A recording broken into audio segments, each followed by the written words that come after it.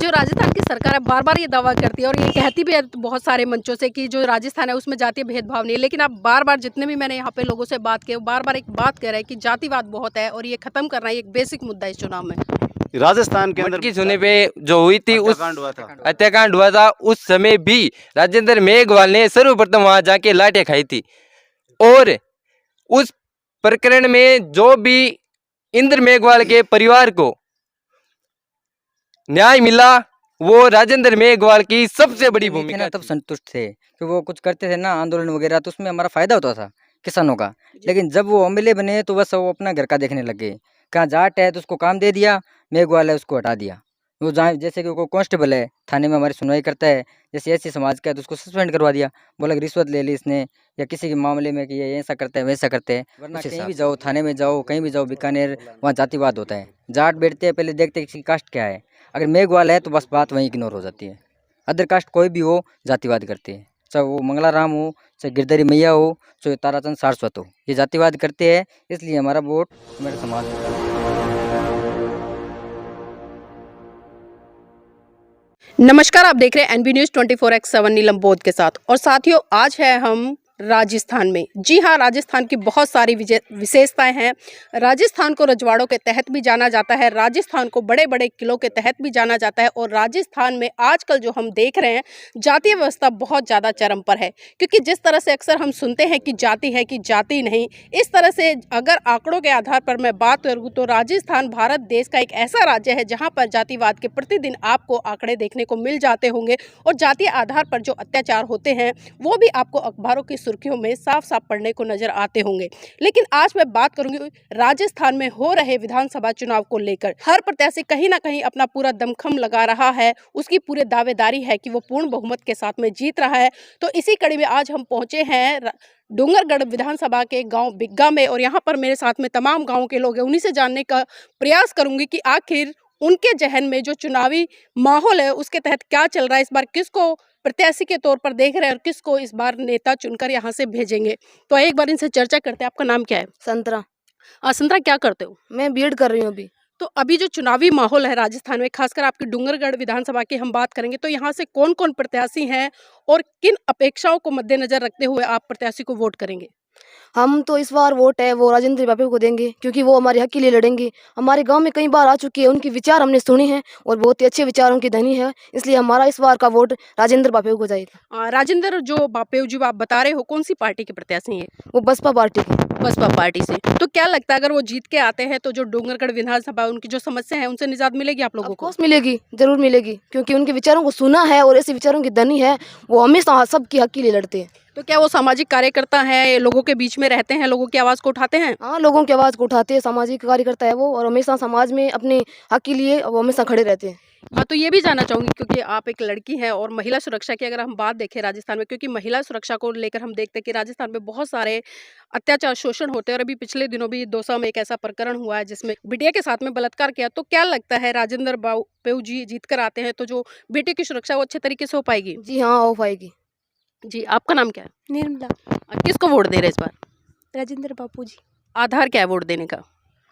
वो समाज के लिए लड़ते हैं और भेदभाव सबको मिटाते हैं। और हमने उनका भाषण भी यहाँ पर सुना है, बहुत बार बिग्गा में आ चुके हैं वो। कौन सी लड़ाई लड़ी उन्होंने समाज के लिए? भेदभाव, जातिवाद, उनके लिए बहुत सारी लड़ाइयाँ लड़ी है। तो देखिए, आपने जिस तरह से सुना, क्योंकि जातिवाद जो एक मुद्दा है, बहुत बड़ा मुद्दा है और इससे स्पष्ट हो जाता है कि कहीं ना कहीं लोगों में एक आस है, अगर इनके जातीय समीकरण के आधार पर कोई प्रत्याशी जीत कर आता है तो इनके लिए काम करेगा। आपका नाम क्या है? मेरा नाम मोहन राम मेघवाल। मोहन राम मेघवाल जी, क्या करते हैं? ये मित्र का काम करता हूँ। अच्छा, अभी जिस तरह से चुनावी माहौल गरमाया हुआ है, तो क्या लगता है कि माहौल कैसा रहेगा, किसके पक्ष में रहेगा और किस प्रत्याशी को वोट दे रहे हैं आप? मैं राजेंद्र बापू को वोट दे रहा हूँ। कारण क्या है? कारण ये है कि वो समाज के लिए जागरूक है अच्छे से। हमारा कोई काम होता है तो कोई सुनवाई नहीं होती है, तो उनके पास जाते हैं तो वो हमारे से कॉल करते हैं, आगे किसी को 2 आदमी आते हैं तो हमारी सुनवाई होती है। वरना कहीं भी जाओ, थाने में जाओ, कहीं भी जाओ, बीकानेर, वहाँ जातिवाद होता है। जाट बैठते हैं पहले देखते हैं किसी कास्ट क्या है, अगर मेघवाल है तो बस बात वहीं इग्नोर हो जाती है। अदर कास्ट कोई भी हो जातिवाद करते हैं, चाहे वो मंगला राम हो, चाहे गिरधारी मैया हो, चाहे ताराचंद सारस्वत हो, ये जातिवाद करते हैं। इसलिए हमारा वोट हमारे समाज को जाएगा। तो अभी आपने जो ये 3 नाम गिनाए हैं, ये कौन कौन सी पार्टियों के प्रत्याशी हैं? ये नेता हैं या कुछ और हैं? हाँ, ताराचंद जी है वो बीजेपी से है, और हनुमान बेनीवाल है, वो राष्ट्रीय लोकतंत्र पार्टी से है, और मंगलाराम जी है, वो कांग्रेस से है, और बसपा से राजेंद्र जी पप्पू है। तो ये लोग चुनाव लड़ रहे हैं इस क्षेत्र से। हाँ बिल्कुल लड़ रहे हैं। अभी जिस तरह से लगातार हम लोगों से बात करें, यहाँ के जो सिटिंग एमएलए रहे हैं अभी जो पिछले, जो कि कम्युनिस्ट बता रहे हैं, तो बता रहे हैं कि उन्होंने काफ़ी आंदोलन किए हैं, काफ़ी काम किया है, तो क्या आप लोग उनके काम से संतुष्ट नहीं हैं? नहीं संतुष्ट है, पहले थे, क्योंकि जब वो एमएलए नहीं थे ना तब संतुष्ट थे, कि वो कुछ करते थे ना आंदोलन वगैरह, तो उसमें हमारा फायदा होता था किसानों का। लेकिन जब वो एमएलए बने तो बस वो अपना घर का देखने लग गए। कहाँ जाट है तो उसको काम दे दिया, मेघवाल है उसको हटा दिया। वो जहाँ जैसे कि कोई कांस्टेबल है थाने में हमारी सुनवाई करता है, जैसे एससी समाज का है तो उसको सस्पेंड करवा दिया, बोला कि रिश्वत ले ली इसने, या किसी के मामले में कि ये ऐसा करते हैं वैसा करते हैं, उस हिसाब से। तो जो बसपा पार्टी जिस तरह से देखा यहाँ पर जनाधार पिछले बार का बहुत कम रहा है, तो क्या लगता है वो जनाधार बढ़ेगा और राजेंद्र मेघवाल जी जीत की तरफ बढ़ेंगे? हाँ बिल्कुल बढ़ेगा, बढ़ेंगे, हम बढ़ाने लग रहे हैं, बढ़ेगा, कम से कम 20-25 हज़ार वोट लेंगे। तो आज का युवा किस आधार पर वोट कर रहा है खासकर? समाज के लिए करेगा, और जो जागरूक है, हमें भेदभाव से मुक्त कर रहे हैं, उसके लिए वोट कर रहे हैं।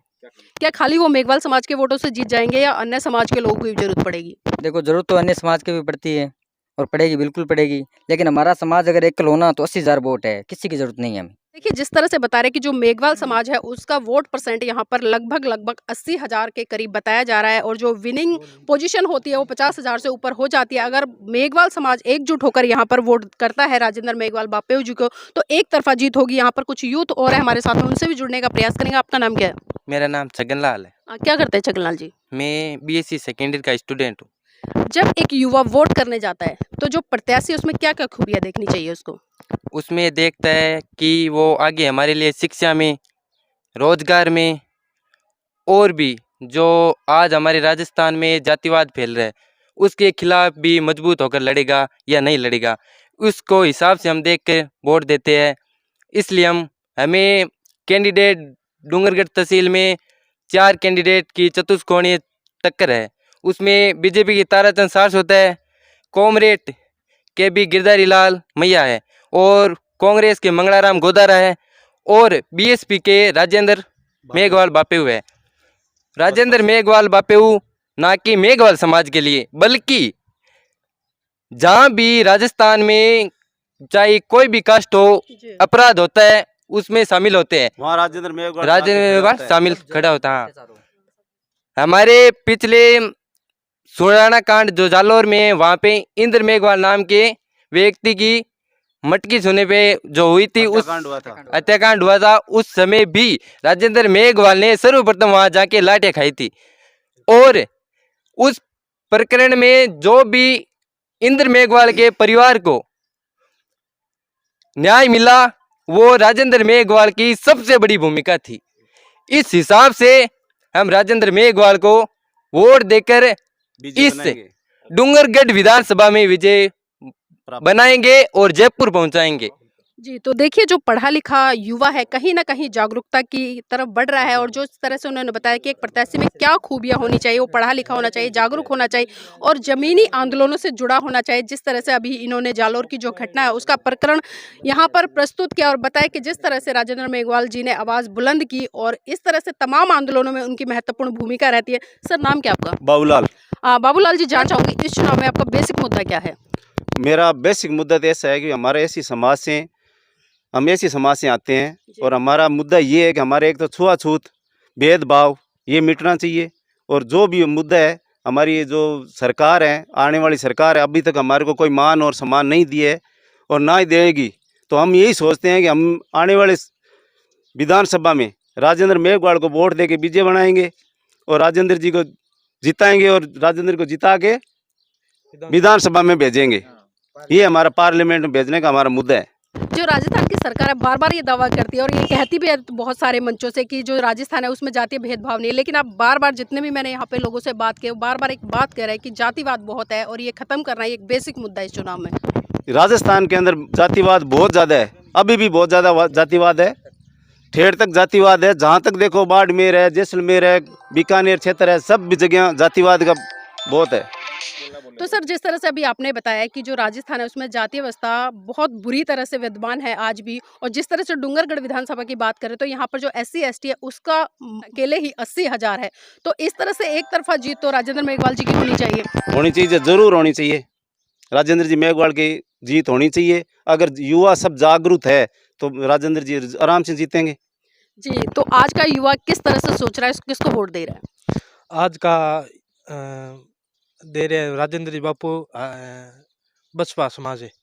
बसपा को। आप किसको वोट कर रहे हैं? मैं तो बसपा से करूँ मैडम। बसपा को करेंगे, क्यों करेंगे बसपा को? मैडम मैं तो ये कहना चाहता हूँ कि पहले तो पिछड़ी हुई समाज है और सपोर्ट नहीं करती है हमारे समाज को, और कहीं भी जाते हैं तो भेदभाव होता है, और कभी पुलिस थाने में जाते हैं, अस्पताल में जाते हैं, पहले पूछते हैं सर्ण कास्ट है हो या कौन समाज पूछती है, ओबीसी हो या जनरल से हो। जनरल से होते हैं तो उसका बोलते ही मतलब एडमिट ले काम हो जाता है, और हमारा थोड़ा डिस्पेंस होता है, मतलब टाइम लगता है, और इसलिए हम भी राजेंद्र बापू का सपोर्ट करते हैं समाज से। तो अच्छे देखिए आदमी हैं। जी, तो देखिए जिस तरह से बताया, न्यायिक व्यवस्था भी आज जातिवाद से अछूती नहीं रही है। अगर इन्हें न्यायालय या पुलिस थाने में जाना पड़ता है तो वहाँ पर भी जाति के आधार पर भेदभाव होता है। आपका नाम क्या है? पूनम चंद चौहान। क्या करते हैं अभी? मैं बीएड कर रहा हूँ। आप बीएड कर कॉलेज कर रहे हैं, तो स्टूडेंट है, तो एक स्टूडेंट किस तरह से राजनीति को देखता है?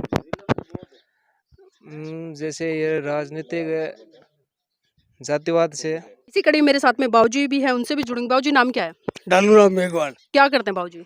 मैं तो खेती बाड़ी करता हूँ। खेती बाड़ी करते हैं। तो अभी जिस तरह से किसानों की बहुत सारी समस्याएं रही, बहुत सारी हाँ, मांगे रही समझ पिछले गया। दिनों, तो हाँ। क्या सरकार ने आपकी मांगों को स्वीकार किया? नहीं किया।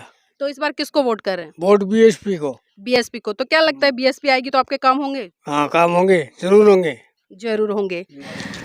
तो आइए थोड़ा सा मैं आपको गांव के अंदर भी लेकर चलना चाहूंगी, क्योंकि देखिए जब तक हम गांव के लोगों से नहीं जुड़ेंगे तब तक सही आंकड़े निकल कर नहीं आएंगे। और यहाँ पर कुछ महिलाएं खड़ी हैं, उनसे भी जुड़ेंगे, उनसे भी जानना चाहेंगे। आपका नाम क्या है? संजू देवी। संजू देवी जी, क्या करते हो? हाउसवाइफ हो? पढ़े लिखे हो? नहीं। इस बार वोट किसको दे रहे हो? राजेंद्र बापू। राजेंद्र बापू जी। तो देखिए इन्होंने कहा है राजेंद्र मेघवाल बापू जी को वोट कर रहे हैं। यहाँ पर और भी महिलाएं हैं। आपका नाम क्या है? बिमला। बिमला जी, घर पे ही रहते हैं? हाँ, घर पे ही रहते हैं। खेती बाड़ी का काम? खेती बाड़ी अंदर होता तो कर लेता नहीं वहाँ। अच्छा, खेती बाड़ी भी करते हो। तो आपके यहाँ पर चुनाव है, अभी चुनाव में बहुत सारे प्रत्याशी आपके बीच में आ रहे होंगे, तो इस बार वोट किसको कर रहे हो आप? वोट राजेंद्र बापू जी ने। कौन सी पार्टी से खड़े हैं? पार्टी किसी ने बसपा। बसपा से। तो देखिए महिलाओं में जागृति है और जान रहे हैं कि कौन प्रत्याशी है, किस पार्टी से खड़े हैं। यूथ लड़के है, उससे भी जुड़ेंगे। बेटा नाम क्या है? ममता रेगर। आप वोट करते हो? नहीं, अभी तो नहीं हुई है। अच्छा, अभी 18 साल के नहीं हुए। तो देखिए 18 साल के नहीं हुए हैं, अभी वोट नहीं करते हैं। तो देखिए यहाँ पर हमने तमाम लोगों से बात करी, जिसमें कि महिलाएं भी रहीं, युवा भी रहे और कुछ हमारे साथ में अनुभवी लोग भी रहे इस गांव के। और जिस तरह से उन्होंने बताया कि जो राजस्थान में जो एक सबसे बड़ी लड़ाई है आज बहुजन समाज के लोगों के लिए, मान सम्मान की लड़ाई है। पद प्रतिष्ठा की लड़ाई तो बाद में है, लेकिन उससे पहले मान सम्मान की लड़ाई है। और डूंगरगढ़ विधानसभा है, यहाँ से 14 प्रत्याशी, 14 के 14 प्रत्याशी जर्नल है, क्योंकि सीट जर्नल है। उसमें से मात्र इकलौते एक राजेंद्र मेघवाल जी, जो कि बसपा पार्टी के प्रत्याशी हैं, वो मेघवाल समाज से आते। तो कहीं ना कहीं जो SC ST समाज है उसकी एक बहुत बड़ी उम्मीद है कि इस बार राजेंद्र मेघवाल जी जीत कर आए, ताकि कहीं ना कहीं जो एक दंश इन लोगों को झेलना पड़ रहा है उस दंश से इनको निजात मिल सके। और यहाँ पर जितने भी लोग हमारे साथ जुड़े, सबने एक ही आधार पर बात करी कि इस बार हम वोट बसपा को देंगे।